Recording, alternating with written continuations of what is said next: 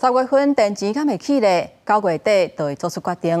有风声讲，台电的会证会9月初9举行的时阵，台电会报告2种试算的版本。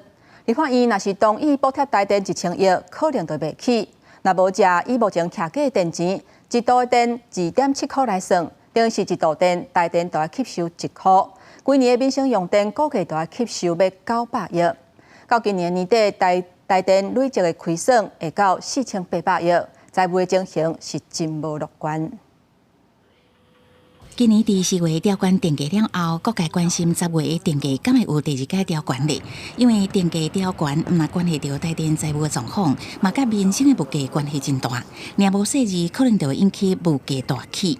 呼吁合力共存，为什么？可以带来稳定的发电，可以带来不排碳，也可以带来经济实惠的电价。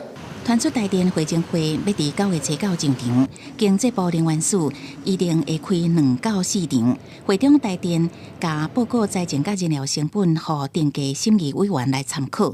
若说台电会当得到立法院通过8补1000亿的预算，安尼今年可望拍平。毋过若是无得到1000亿的补助，等于是台电今年会了1000亿，累计亏损达到4800亿，挖进资本也5800亿，增加破产的风险。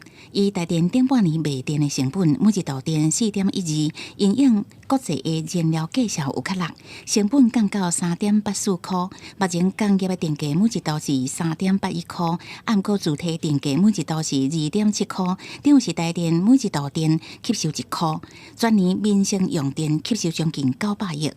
台电的资产就是这么多，那如果一直持续累积都没有改善，那当然它一定会遇到最后那条可能大家去预测的，就如实的把我们的成本的情况告诉电价审议委员会，由他们去做最后的决定。